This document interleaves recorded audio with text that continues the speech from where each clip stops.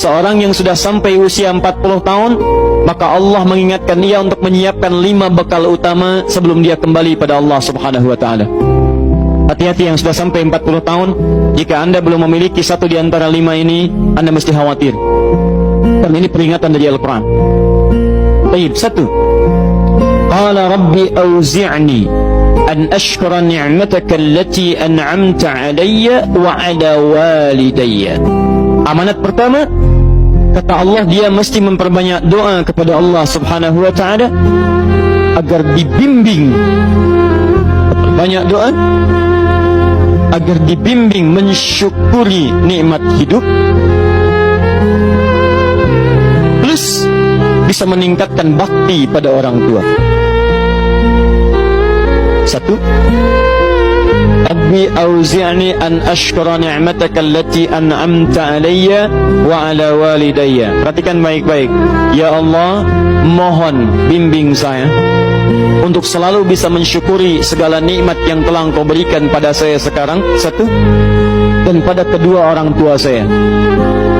Baik, jadi kalau sudah sampai usia 40 tahun, pertama, anda memohon doa kepada Allah untuk dibimbing terus bersyukur kepada Allah. Ini yang mau saya tegaskan. Lihat baik-baik. Apa itu syukur? Tidak ada makna lain dari syukur yang tertuang dalam Al-Quran dan hadis kecuali ungkapan kebahagiaan atas nikmat yang Allah berikan kepada kita dengan cara menggunakan nikmat itu sesuai dengan fungsi yang telah Allah tetapkan. Misal, kita akan bersyukur dengan nikmat penglihatan mata. Anda diberikan 40 tahun dalam hidup, mata masih bisa melihat. Bagaimana mensyukuri nikmat mata? Kalau Anda ingin syukuri nikmat mata, maka yang paling singkat, gunakan nikmat mata ini sesuai dengan peruntukan yang telah Allah tetapkan. Fungsi yang telah Allah tetapkan. Apa fungsi mata? Masih ingat? Melihat yang baik-baik. Quran surah ke-24 ayat 30 untuk laki-laki, ayat 31 untuk perempuan. Qul lil mu'minina yaghuddu min absarihim. Katakan pada pria-pria yang merasa punya iman.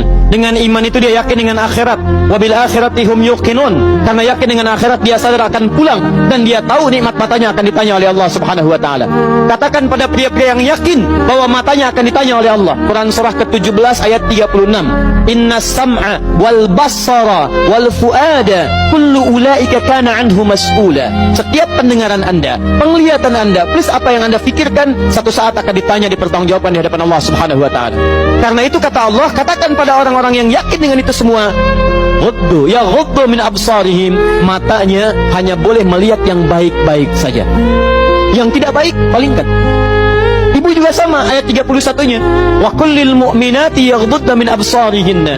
Katakan pada perempuan yang merasa yakin dengan Allah, yakin akan pulang, yakin akan ditanya, matanya hanya boleh melihat yang baik-baik saja menurut Allah. Yang tidak baik palingkan. Di ghaddul basar itu bukan nggak boleh lihat, Pak. Ghaddul basar itu silahkan lihat, tapi ketika yang dilihat tidak baik menurut Allah, maka palingkan dari itu semua. Ini tidak tepat, teman-teman sekalian. Anda hanya mengucapkan alhamdulillah ya, sampai sekarang penglihatan masih baik. Belum cukup. Baik itu dipakai lihat apa? Penglihatannya baik, tapi masalahnya yang dilihat baik tidak. Itu poinnya. Maaf, ada anak usia 4 tahun, Bu, Pak, tidak bisa melihat. Dalam tidak bisa melihatnya, dia masih mau menghafal Al-Quran. Namanya Mu'af. Tinggalnya di Asyut, adanya di Kaira, negaranya Mesir. Matanya nggak bisa lihat, tapi dia sampaikan pada bapaknya, Pak, saya ingin menghafal Quran. Saya ingin menghafal Quran. Kata bapaknya, kamu yakin? Saya yakin.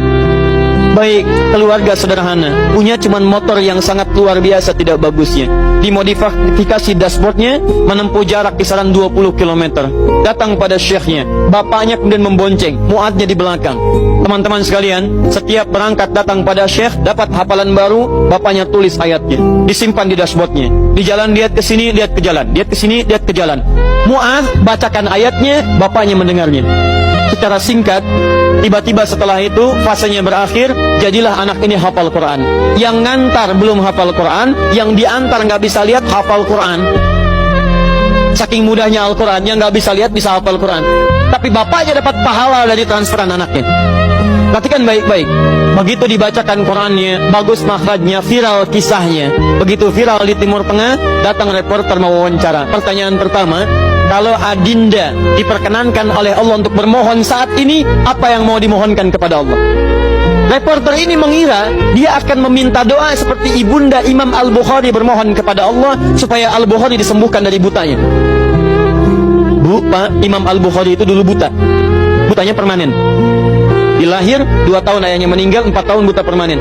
Nanti ada satu kejadian di situ, yang dengan kejadian itu ibunya berdoa kepada Allah, anaknya menghafal Quran sampai di surat Qaf, ya, ayat ke-22. Anaknya murojaah ayat, ibunya memohon kepada Allah sambil menangis, sambil tertidur, sampai tertidur. Disitulah kemudian terjadi sesuatu yang luar biasa. Seketika Allah sembuhkan Al-Bukhari kecil, matanya bisa melihat kembali. Karena kajian kita bukan di sini, lain waktu nanti saya terangkan. Anda yang punya kitab Fathul Bari, Syarah Sahih Al-Bukhari, beli jilid pertama, kitab Muqaddimah, halaman 634, paling kiri, paragraf yang ketiga, baris 1 sampai dengan 9. Anda temukan kisahnya. Nah, reporter ini mengira ini Mu'adz akan minta kepada Allah seperti Al-Bukhari kecil memohon kepada Allah, matanya bisa melihat lagi. Ternyata lihat baik-baik.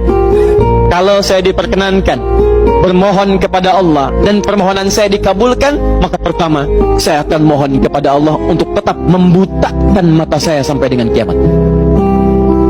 Ya Rabb, mohon butakan mata saya sampai kiamat, karena dengan buta mata ini saya bisa menghafal Quran.